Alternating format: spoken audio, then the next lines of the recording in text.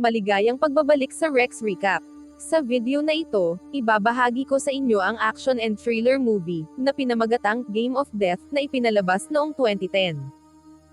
Nagsisimula ang pelikula kay Marcus Jones, isang undercover na ahente ng CIA, ay nakaupo mag-isa sa kanyang sasakyan habang pinagmamasdan ang isang pari na nakikipag-usap sa ilang kabataang lalaki na naglalaro ng basketball.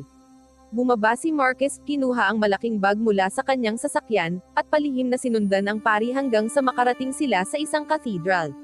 Sa loob, nilapitan niya ang pari at nag-alok na tumulong sa simbahan matapos mapansin na maraming magagandang ginagawa ito para sa komunidad.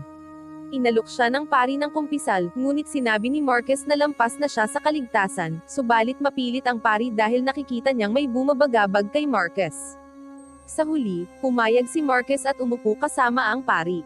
Unti-unti siyang nagsimulang magbukas ng damdamin, isiniwalat na isa siyang undercover agent ng CIA at isang mamamatay tao na tumigil ng maniwala sa mas mataas na kapangyarihan kaysa sa kanyang sarili. Ikinuwento niya ang kanyang istorya sa isang flashback. Ilang taon nang nakalipas, lumapit si Marcus sa kanyang handler at mentor sa CIA na si Dietrich na pinuri siya sa kanyang huling misyon sa New York. Ang bago niyang misyon ay maghanap ng impormasyon tungkol sa Red Veil Hedge Fund, na may malaking investment sa langis sa Africa. Dahil sa mga pagbabagong politikal na nakaapekto sa kinikita ng kumpanya, nagsimula ang Red Veil na makipagnegosasyon sa isang arms dealer na si Frank Smith upang bigyan ng armas ang mga rebelde sa bansa. Kapag nakalap na ang sapat na impormasyon, ang tungkulin ni Marcus ay patayin si Frank at ang boss ng Red Veil na si John Red Veil, nang walang maiiwang bakas ng pagkakasangkot ng CIA. Tinanggap ni Marcus ang misyon, pinulot ang maletang nasa paanan niya, at umalis. Pagkalipas ng 6 na buwan, nakapasok na si Marcus sa inner circle ni Frank Smith bilang kanyang bodyguard, at kasalukuyang nasa eroplano kasama ang kanyang bagong boss papunta sa isang pulong kay John Red Veil upang kolektahin ang $100 milyong na cash. Paglapag nila, sumakay sila sa isang pribadong transportasyon, ngunit sinusundan sila ng 2 sasakyan ng mga ahente ng CIA, kasama si Dietrich sa isang helicopter, na naghihintay na makuha ni Smith ang pera bago sila kumilos. Tila maayos ang lahat ayon sa plano. Papunta na si Smith habang nakabuntot ang mga ahente ng CIA. Ngunit sa loob ng helicopter, pinatay si Dietrich ng mga traidor na ahente ng CIA at si Agent Zander ang pumalit sa operasyon. Biglang pinagpapawisan ng matindi si Smith at humiling ng mas malamig na aircon, kahit bukas na ito, at agad nilang napagtantong inaatake na siya sa puso. Inutusan ni Marcus ang driver na dumiretso sa ospital, dahilan upang magpanik ang mga ahente ng CIA dahil nababahala sila na mabibigo ang kanilang plano. Naabutan ng mga ahente ang sasakyan ni Marcus at nagpasya silang salakayin ito. Nagtagumpay silang barilin at mapatay ang driver. Napilitan si Marcus na siya na ang magmaneho, habang nagpapaputok upang mapigilan ang mga ahente at kalaunan ay pansamantala niyang naiwasan ang mga ito. Nakarating sila sa ospital at agad na isinugod si Smith para gamutin. Naiwan si Marcus sa lobby, kung saan nakilala niya si Dr. Brown, na nangakong aalagaan si Smith. Sa labas ng ospital, dumating ang mga ahente ng FBI at nagsimulang pumwesto, habang sina Zander at isang babaeng ahente ay lumapag sa bubong. Napansin ng ilang gwardya ng ospital ang butas-butas na sasakyan ni Marcus kaya't tumawag sila ng pulis. Agad namang kumilos ang mga pulis, ngunit tumawag si Zander at iniutos na umatras ang mga pulis. Sa loob ng ospital, nilapitan si Marcus ng mga gwardya at inutusang isuko ang kanyang baril. Nalaman niya na nasa ICU na si Smith at nasa maayos ng kalagayan.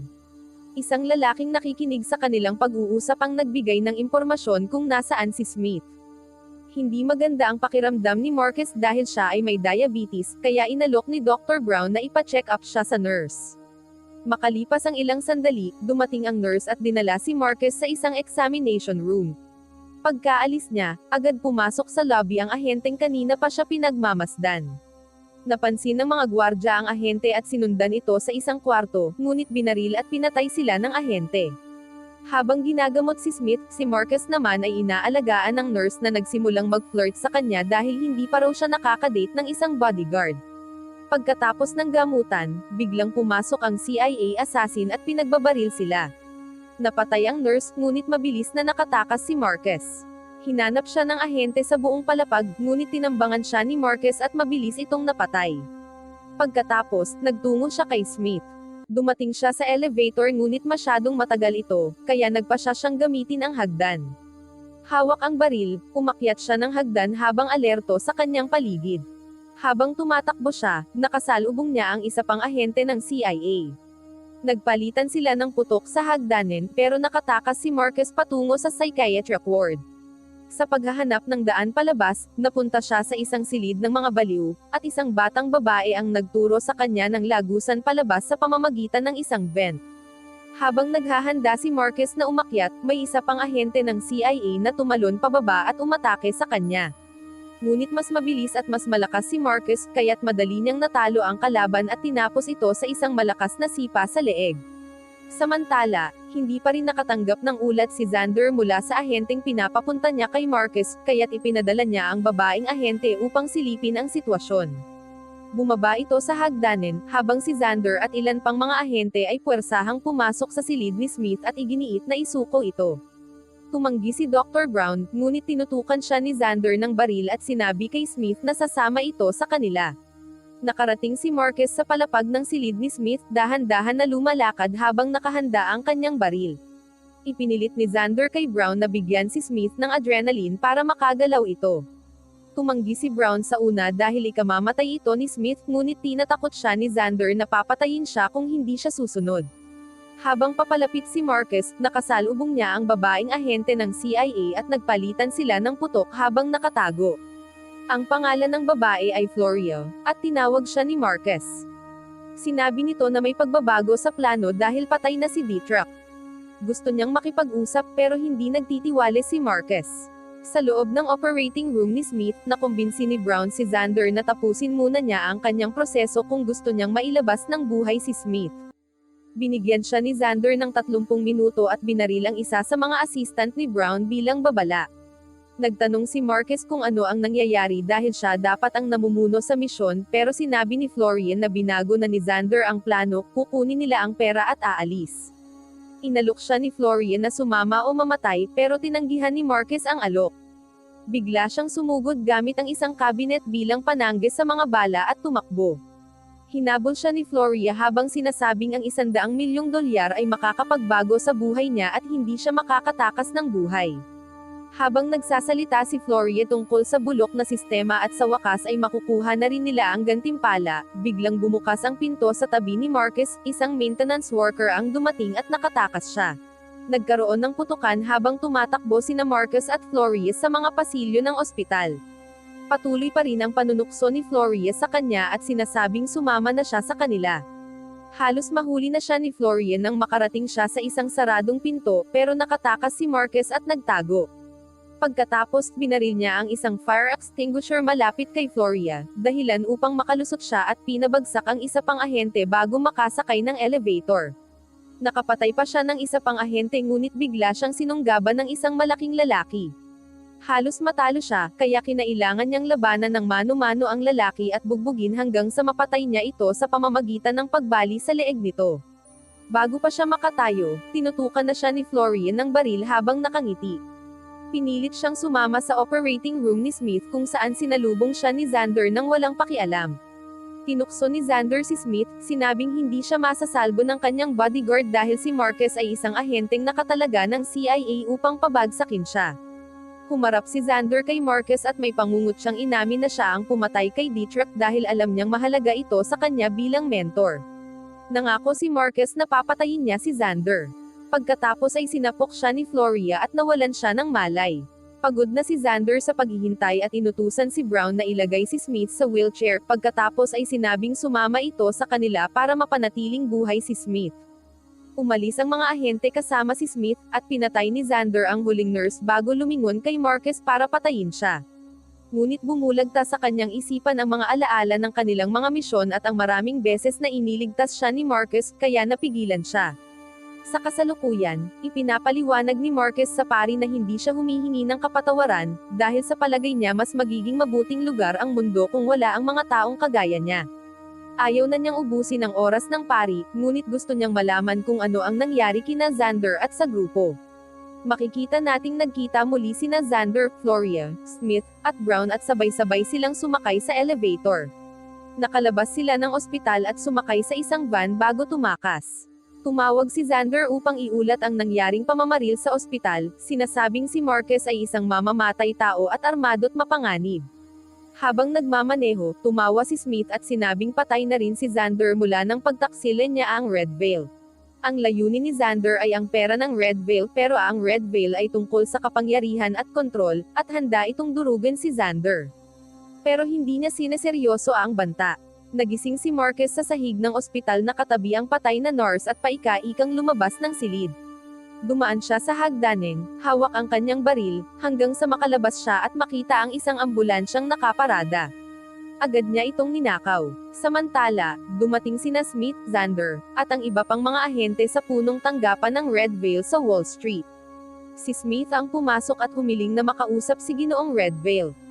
Habang nagaganap ito, mabilis na pumunta si Marcus sa opisina ng Red Veil, pinapaharurot ang ambulansya. Napansin ng assistant ni Red Veil ang kondisyon ni Smith pero sinabi ni Xander na siya ang kumakatawan dito para tapusin ang kasunduan. Kaagad na inalerto si Red Veil at lumabas upang salubungin si Smith, ngunit naghihinala siya kay Xander at sa mga ahente. Nang magsalita si Xander para kay Smith, sinabi ni Red Veil na hindi ito magandang panahon, pero iginiit ni Xander na kailangang matapos ang kasunduan ngayon din. Tumanggi si Red Veil at tahasang sinabi kay Xander na hindi niya ito pinagkakatiwalaan. Habang tumitindi ang tensyon, kapwa bumunot ng baril ang mga ahente at si Red Veil. Hiniling ni Xander ang bahagi ni Smith sa pera. Nagtanong si Red Veil kung sang-ayon si Smith, ngunit hindi ito sumagot kaya muling tumanggi si Red Veil. Binalaan niya si Xander na pag-isipang mabuti ang kanyang gagawin dahil wala siyang ideya kung gaano siya makapangyarihan, at nangakong hahanapin ang bawat pamilya nila kung susuwayin siya. Pero hindi natakot si Xander. Ibinunyag niya na may hawak na ebidensya ang mga tao niya tungkol sa lahat ng ilegal na transaksyon ng Red Veil, at sa huli, inamin niyang siya ay isang ahente ng CIA. Napilitang umatras si Red Veil pero binaril ni Xander ang kanyang gwardya dahil ayaw niyang may mga hindi kailangang saksi. Inutusan naman ni Red Veil ang kanyang assistant na tumawag sa vault upang maghanda ang mga gwardya. Pagkaalis nito, binaril din siya ni Xander. Sumakay sila sa elevator, at inalok ni Red Veil na magtrabaho sila para sa kanya. Ngunit tumanggi ang mga ahente. Pagdating sa vault, mabilis na pinatay ni Xander ang 3 gwardya. Sa huli, narating nila ang vault kung saan ipinakita ni Red Veil sa kanila ang $100 milyong. Muling nagtanong siya kung papayagan ni Smith ang mga ahente na kunin ang lahat ng kanyang pera. Nangako si Smith na hindi makakalabas si Xander na dala ang pera pero kumpiyansa si Xander na makakatakas sila. Nang-aasar pa siya habang tumataya ng 10,000 mula sa sariling pera ni Smith na tama ang hinala niya. Sa sandaling iyon, sa wakas ay dumating si Marcus sa gusali ng Red Veil. Nalaman niyang nasa vault na si Smith at agad siyang nagtungo roon kung saan nakita niya ang mga patay na gwardya. Inutusan ni Xander ang isang ahente na simulan ang pagkuha ng pera pero sinapak ni Marcus ang lalaki at itinago ang bag ng pera. Narinig ni Xander at Floria ang kaguluhan at agad na binunot ang kanilang mga baril. Tinawag ni Xander si Marcus na humiling ng kanyang pagsuko. Sinabi ni Xander na kunin na lang niya ang bag ng pera at huwag nang makialam pero tumanggi si Marcus. Sa sandaling iyon, nagkunwaring inaatake na naman sa puso si Smith. Sinabihan siya ni Marcus na nauubos na ang kanyang mga opsyon pero hindi nagpatalo si Xander. Sa halip, hinawakan niya si Dr. Brown at nagbantang papatayin ito kung hindi magbabago ng isip si Marcus. Itinulak niya si Dr. Brown palabas ng hallway at binigyan si Marcus hanggang bilang 3 para ibaba ang baril. Napilitan si Marcus at inihagis ang baril sa paanan ni Brown. Inutusan ni Xander si Dr. Brown na ihagis ang baril patungo sa kanya, pero nang tumanggi ito, nagbanta siyang papatayin siya, dahilan upang iligtas siya ni Marcus sa huling sandali. Nakarating sila sa lobby at inaalerto ang mga gwardya para tumawag ng pulis. Samantala, bumalik si Xander sa itaas para hanapin sila, habang si Floria na lang ang naiwan upang bantayan sila. Nakakita ng pagkakataon si Smith at inatake si Floria pero siya ang nabaril. Inatake ni Red Veil si Floria at sinubukang ikulong ito sa loob ng vault pero napatay siya ni Floria gamit ang isang kutsilyo. Bumalik si Xander at pinalaya si Floria mula sa vault. Kinuha nila ang 2 bag at nagtungo sa lobby kung saan binaril ni Xander ang isang gwardya para makapasok sa elevator. Pero bago sila makasakay, nabaril ni Marcus si Florio. Nagkaroon ng maikling putukan sina Marcus at Xander bago nakatakas si Xander papasok ng elevator. Tumungo siya sa bubong kung saan papalapit na ang isang helicopter na susundo sa kanya. Samantala, sa kalsada, pinalilibutan na ng mga pulis ang gusali, layuning hulihin si Marcus. Nakarating din si Marcus sa bubong, at iniwan ni Xander ang kanyang bag habang nakahandang humarap kay Marcus na hawak ang kanyang baril. Nakita niya si Marcus, at muling sumiklab ang putukan sa bubong. Nagtago si Marcus at gumanti ng putok kay Xander, ngunit agad siyang naubusan ng bala. Nawala siya sa paningin ni Xander, na nagsimulang hanapin siya habang sinasabing kalahati ng pera ay kanya pa rin kung pipiliin niya ito. Habang papalapit si Xander, nagawang-agawan siya ni Marcus ng armas. Nagharap ang dalawa. Lagi nang nagtitiwala si Marcus kay Xander pero para kay Xander, nabulag siya ng tungkulin at hindi na naniniwala sa misyon. Dahil hindi tinanggap ni Marcus ang alok, sisiguraduhin ni Xander na mapapatay niya ito ngayon. Unang umatake si Xander, tinulak si Marcus sa depensibang posisyon. Pero hindi nagtagal, sinimulan ni Marcus na tamaan siya ng mabibigat na suntok. Nagpalitan ng malalakas na suntok ang dalawa hanggang sa matamaan ni Marcus si Xander at baliin ang parehong braso nito bago brutal na baliin ang kanyang leeg. Nakarating sa gusali ang mga pulis na datnan ang bangkay pero walang bakas ni Marcus. Natagpuan nila si Xander na patay sa bubong at agad itong iniulat. Sa lobby, galit na galit ang kapitan. Ipinakita niya kay Brown ang litrato ni Marcus ngunit sinabi nitong si Marcus mismo ang nagligtas sa kanya. Makikita si Marcus na naglalakad palayo, naglalaho sa gitna ng mga tao habang dala ang bag ng pera. Bumabalik ang kwento sa simula, kung saan nakaupo si Marcus sa tabi ng pari na humahanga sa kanyang kwento. Nagsimulang manalangin ang pari, at sumabay sa kanya si Marcus sa pagdarasal ng Ama Namin. Pagkatapos, inalok siya ng pari ng kapatawaran. Lumabas siya ng kapilya, iniwan ang bag ng pera sa loob. Sa labas, nadaanan niya ang grupo ng mga batang naglalaro ng basketball. Saglit siyang tumigil upang panoorin sila, humahanga sa kung gaano kasimple ang buhay. Wow naman! Doon nagtatapos ang pelikula mga idolo, salamat sa inyong panonood.